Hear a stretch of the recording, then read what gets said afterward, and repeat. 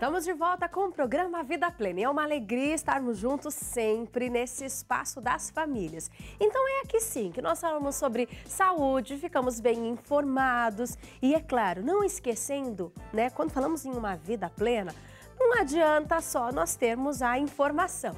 Não é o bastante, não é verdade? Precisamos ter o quê? Paz de espírito. Precisamos garantir esse sustento da nossa alma. Que adianta você ir trabalhar angustiado com alguma situação, ou nervoso, né, por conta de algo que aconteceu, ou já estressado, você nem chegou no trabalho ainda, já está estressado com seus colegas de trabalho, ou com sua família, né? Você prefere às vezes nem chegar em casa? Vamos mudar essa realidade? É possível, é sim possível. Sabe como? Quando nós buscamos cada vez mais trabalhar a tranquilidade, a paz do nosso espírito, da nossa alma. E como nós podemos fazer isso? De muitas maneiras. Um exemplo é elevando o nosso pensamento a Deus. Independente da sua religião, você pode participar aqui no programa Vida Plena, na Boa Vontade TV, da corrente ecumênica de orações da religião divina. Então você liga pra gente, envolve seu nome, de seus amigos, familiares. Muitas vezes é alguém que precisa dos nossos bons pensamentos, da nossa vibração de paz, não é verdade? Então, ligue, vamos envolver o nome de todos, filhos, amigos, esposa, esposo. Nosso telefone está à sua disposição sempre.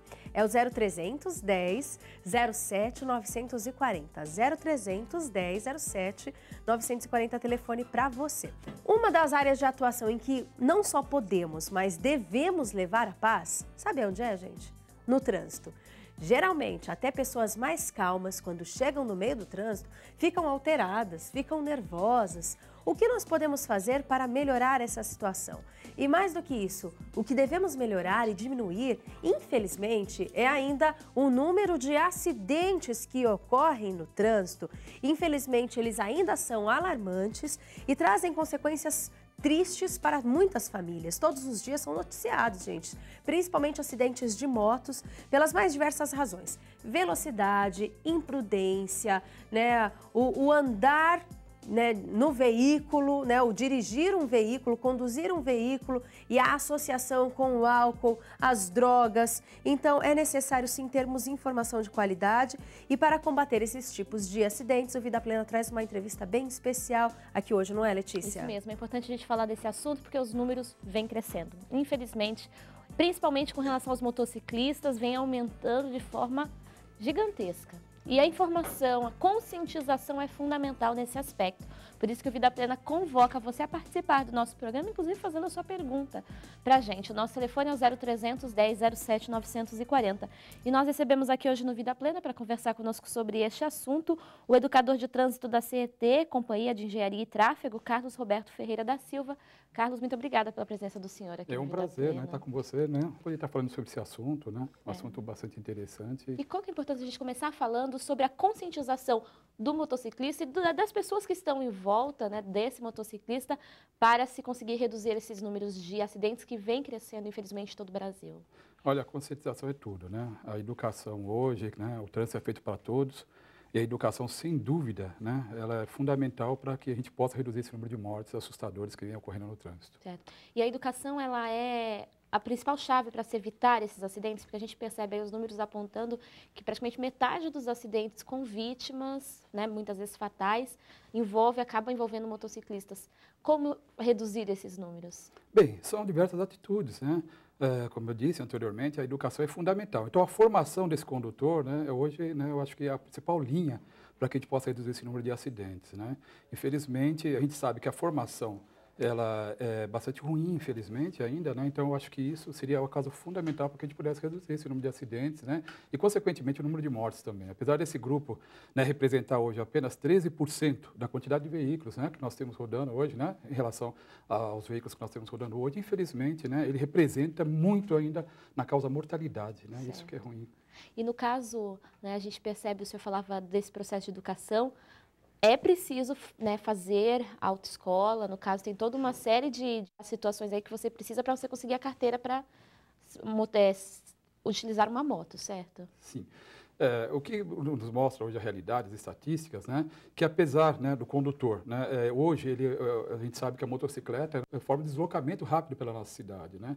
No entanto, é aquilo que a gente costuma falar, né, cada vez mais o espaço que nós temos na via está sendo disputado por outros veículos. Então, o conhecimento é fundamental, né? Muitas vezes a gente acredita até que, além, né, da retirada da CNH, né, precisaria uma complementação nessa formação desse condutor, né? Porque hoje, infelizmente, a gente sabe, devido a esses problemas de trânsito que nós estamos tendo, né, as pessoas, né, trocam, né, o transporte coletivo, né, pelo transporte individual. E às vezes não tem conhecimento suficiente para isso. Então isso significa o número de mortes terríveis que nós estamos tendo no nosso trânsito hoje. Perfeito. E o conhecimento ele não vai só se dar pelas questões técnicas, né? Um trabalho emocional, equilíbrio, tudo isso passa também pelo condutor, porque uma pessoa que está, por exemplo, extremamente estressada tende a se envolver mais em acidentes não só fatais, mas até às vezes uma briga de trânsito que pode ocasionar em outras questões também, né? Sem dúvida, né? A gente realça hoje, né, que a pilotagem segura ela é atribuída a condutor, veículo, técnica, tá? Todos esses fatores são essenciais, né, para que o condutor possa realmente desenvolver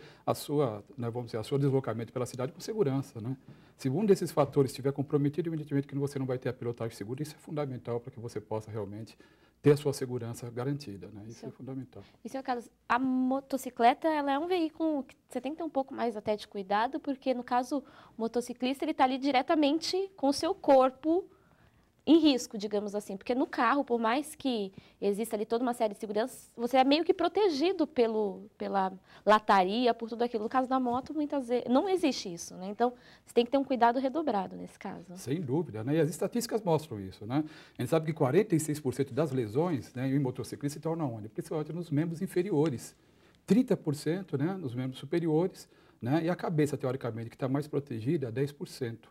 Tá? Então, isso mostra claramente que a moto realmente é um veículo, né, de condições de segurança precárias, né? Então, a gente tem que tomar todos os cuidados, né, desde a formação, né, a postura, a condução veicular, tudo isso é fundamental para que a gente deixe de se envolver nesses acidentes. A colisão hoje, né, que eu caracterizo a colisão, né, os dois veículos estão em movimento, tá? Ela hoje, né, é a principal atribuição, né, o que a gente atribui mais os acidentes, tá? Mostram realmente as estatísticas que 59% dos acidentes hoje se dá pela colisão, ou seja, quando os dois veículos estão em movimento, tá? O choque, tá, que, né, dentre outras causas, né, poderiam ser atribuídos ao sono, à velocidade, uma série de outros fatores, 21%, tá? 19% outros tipos de acidentes, como capotamento, queda, tá? E já aparece para nós nas estatísticas, né, um dos piores acidentes que tem com motociclista, que é o atropelamento, né? Infelizmente, já aparece para nós nas estatísticas com cerca de 2%, mais ou menos. Certo. E a gente sabe que um outro acidente, inclusive nós acompanhamos há um tempo atrás algumas notícias falando sobre isso, é a questão do cerol de pipa, que acaba tendo, inclusive, muito gravemente, ferindo o motociclista, porque a criança ou o adulto está lá brincando e corta-se. Isso é proibido por lei, certo? Sem dúvida. E o que o motociclista pode fazer para evitar correr menos risco, no caso? Então, normalmente, o que a gente chama atenção, né, principalmente nos cursos que a gente desenvolve, a postura do motociclista é essencial. Tá? A questão da visão baixa, né, uma postura inadequada na pilotagem da moto, representa hoje os fatores, né, de agravamento nos acidentes. Né? Ou seja, né, ele deixar de ter o tempo de reação mais o tempo de frenagem, consequentemente, isso é fundamental para que ele se deixe de, não se envolva num acidente. Consequentemente também, né, o equipamento de segurança.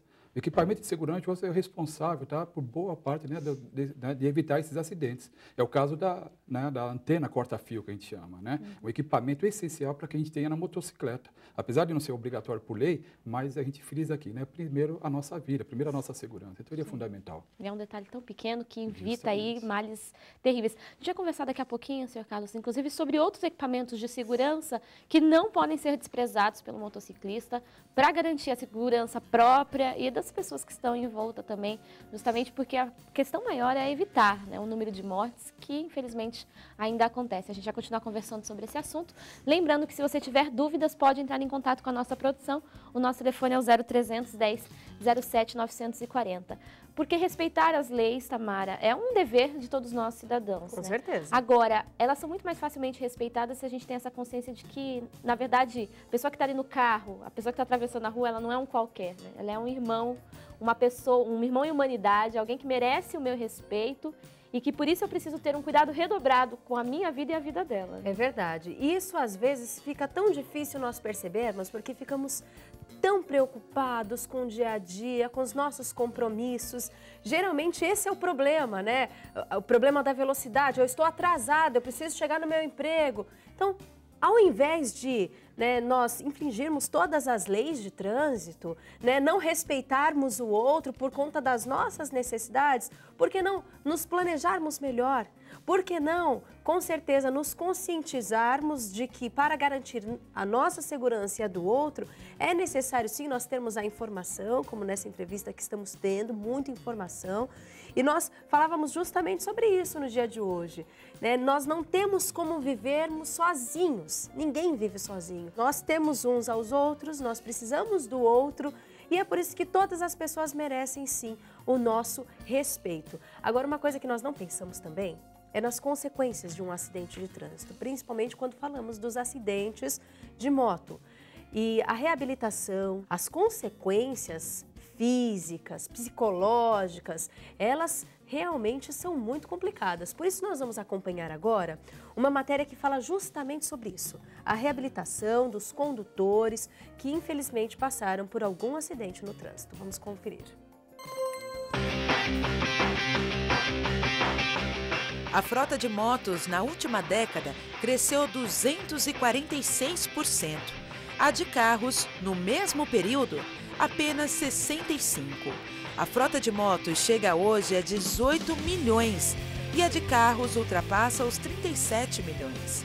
O crescimento do número de motos, a falta de cuidados, imprudência e corrida contra o tempo são alguns fatores que contribuem para o aumento de acidentes entre motociclistas. Os traumas ocasionados são os mais variados e a recuperação muitas vezes lenta. A maioria dos casos daí seria mais os traumas até mais leves, assim, né? Questão bem de membros inferiores, tá? De fíbula, de tíbia, né? Ali da perna. E depois até houve casos também já mais graves, né? No caso de fratura exposta, né? Que daí já é um caso um pouquinho mais complicadinho, que daí já leva cerca de um pouco mais meses para recuperação, né? Mas as principais é de membro inferior. Nesta clínica em Porto Alegre, Rio Grande do Sul, 35% dos pacientes sofreram acidentes com moto.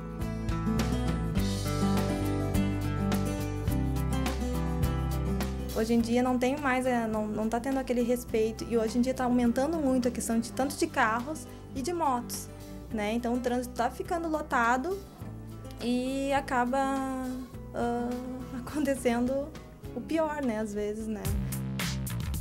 O Brasil é o segundo no ranking de vítimas fatais por acidente de moto. Qualquer deslize diante dos carros pode se transformar em um desastre. O caso de Márcio é considerado leve. Clavícula deslocada e braço quebrado, que aconteceram durante um simples descuido. Como é uma moto muito maior do que a minha, eu acabei caindo com ela parada, com o braço esticado. A pior fase para Márcio já passou, mas relata que foi difícil se adaptar a algumas mudanças inevitáveis. O começo é sempre mais complicado, porque o mais trivial tu tem que aprender a fazer de novo. No meu caso, eu machuquei o braço direito, então tu tem que aprender a fazer tudo com o outro braço. Tem que aprender a comer, tem que aprender a escovar os dentes. Então tudo acaba se tornando difícil quando tu se machuca assim. É mais difícil. Qualquer atividade se torna mais difícil. E com tudo o que passou, Márcio tirou muitas lições e amadureceu. Os meus cuidados, a partir do momento em que eu voltei a andar de moto, eles se redobraram. Porque se um acidente é assim, eu já fiquei, são quase 4 meses de tratamento. Desses 4 meses, no mínimo 2 que eu tive que andar de ônibus. E quem anda com sua própria condução dificilmente gosta de uma situação como essa. Então, todo cuidado é pouco. O tempo de fisioterapia pode variar de alguns meses até anos, dependendo do trauma. Márcio já está nos últimos dias. Tem que buscar esse tratamento e ter bastante força de vontade, que eu acho que é o principal da pessoa. Acho que é muito parte da pessoa em si para poder buscar essa reabilitação. Um instante, um segundo é o suficiente. Vai fazer a diferença entre você estar com saúde e você estar numa cama de hospital. Então, prudência. Prudência. Em todo caso, a família é importante, né? Principalmente nesse caso de moto, que geralmente é uma lesão mais séria, né? A família tem que estar sempre com o paciente, ajudando. Ele com certeza vai depender muito na família do início. Então, com certeza, se a família está junto com o paciente, ele vai ter uma recuperação mais rápida, sim.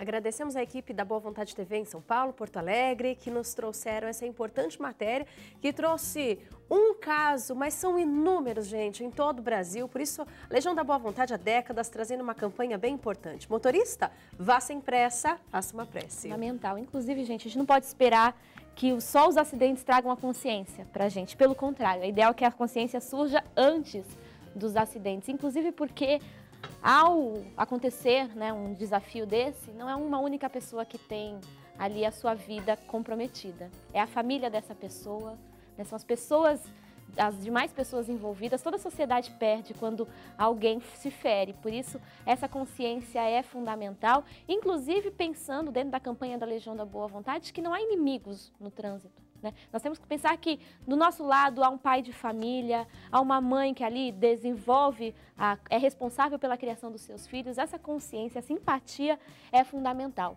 E a gente acompanhava, inclusive, nessa reportagem, falando sobre, né, se manter mais seguro, adotar comportamentos de segurança para se evitar acidentes. A gente está conversando hoje aqui no programa Vida Plena com o educador de trânsito da CET, Companhia de Engenharia e Tráfego, Carlos Roberto Ferreira da Silva. Carlos, quais os equipamentos de segurança fundamentais para que a gente consiga ter ali um motociclista com um pouquinho mais de segurança no seu trajeto? É uma pergunta bastante interessante que você fez, até por conta do quê? Independente do que a lei exige, eu acho que o principal, né, bem que nós temos é a nossa vida. E a gente percebe, né, claramente, né, nos deslocamentos de rua aí, as pessoas não preocuparam com esse bem.